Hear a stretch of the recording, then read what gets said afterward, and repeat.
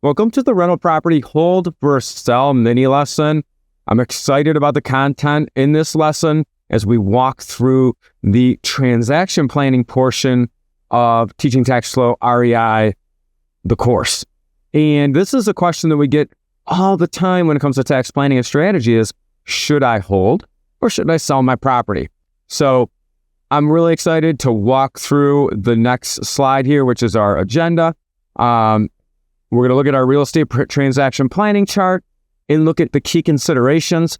We've put together a really good property comparison worksheet with some key metrics so that you can really break down that rent versus buy or rent versus sell decision and then our calls to action. And let's remember, we have to consider what your teaching tax flow color-coded diagnosis is when we're looking at the property comparison. We also have to make sure that that tax tail doesn't wag the dog.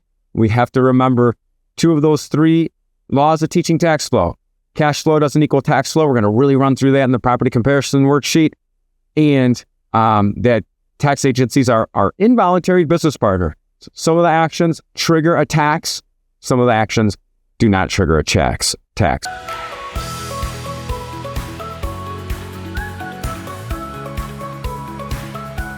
Let's look at our real estate transaction planning chart when we're looking at rent versus sell. Let's first start on the primary residence side.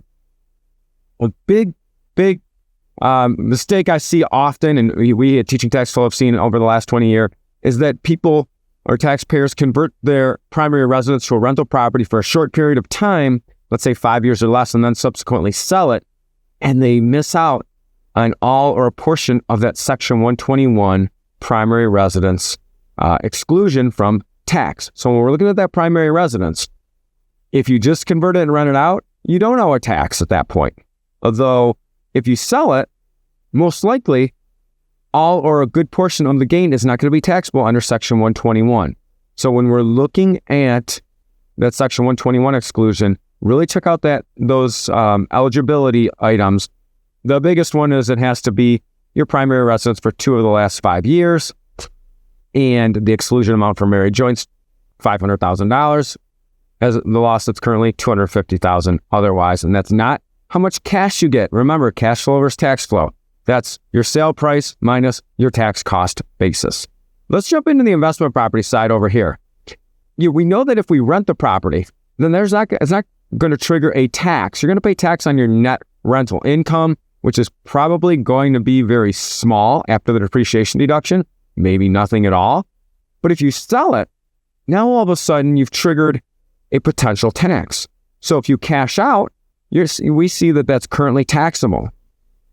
If you sell it and do a 1031 exchange or sell it and invest in a qualified opportunity zone fund, then you could still defer or avoid the tax. Those are separate mini lessons right here and additional content you could dive in there. But really we're looking at rent versus sell, typically on the investment property. We ran a case study. Again, 20 years of experience here in teaching tax flow on different properties. We labeled them property A, B, and C. We made certain assumptions. There's a lot to absorb in this property comparison worksheet, so I'm not going to read through every piece of it, but please look over the assumptions. Again, this is a moving target. Assumptions are different in each locality. But this certain taxpayer from a 30,000 foot view, that's property A. You can see right here, they have no mortgage on it, and it's a fair market value of $255,000. Property B, they have some equity in it. Property C, they have significant equity in it. All right. So when that rent versus sell decision comes up, we have to look at the cash flow versus tax flow. We also focus on some key metrics. The 1% rule, which we know is your rent to tax cost basis percentage, which is right here. And then the other metric we look at is rental break-even month. And what I mean by that is, let's look at property A. If a taxpayer was to sell property A, which is right here, after taxes, they'd net $221,000. And they're right now getting $6,006 as net rental income after tax. So it would take 443 months if you kept this property as a rental to get the cash that you'd get out of it if you just sold it. So property A appears to be a decent candidate for either a sale. You can see the tax isn't too shabby here, about $15,000 to release a significant amount of cash, or potentially burr that, refinance it, and pull some equity out and keep it as a rental.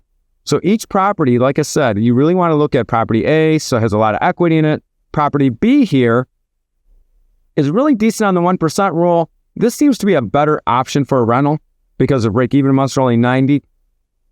Where property C, really nice on the 1% rule. You can see down here, rental months is 187. So again, this worksheet, I expect that you might pause this mini lesson, look at this, and start applying your properties to this type of analysis.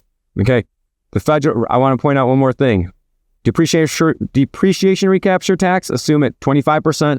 We're assuming the capital gain rate at 15%, closing costs at 7%. So you can apply your own metrics and your own assumptions, but this is really where that rent versus sell comes in. And if you are a red diagnosis, meaning you are in a high marginal tax bracket, or have a high marginal tax rate, what you want to be looking at is your potential taxable gain, which is what you'd sell it for minus your cost basis.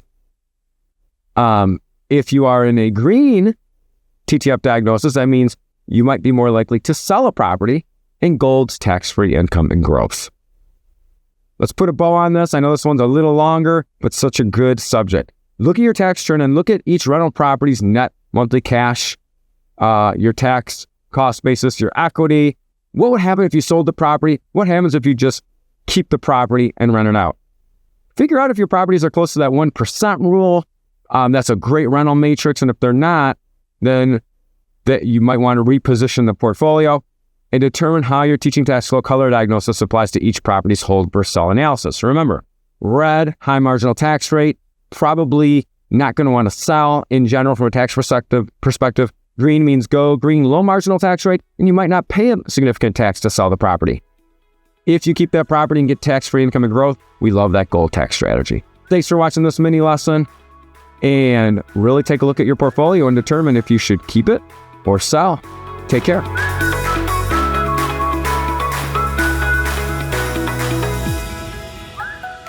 John here from Teaching Tax Flow. I wanted to thank you for watching this video. We literally have hundreds of hours of content between podcasts, webinars, videos just like this built specifically for you, the taxpayer. Whether you're a full-time employee, you're a freelancer, you're a contractor in some other sense, or you're thinking about getting into business for yourself, everything here at Teaching Tax Flow is perfect for you, basically going off of the roadmap provided by the IRS to legally and ethically reduce the taxes paid over your lifetime. So be sure to subscribe to this channel and connect with Teaching Tax Flow, and we will see everybody very soon.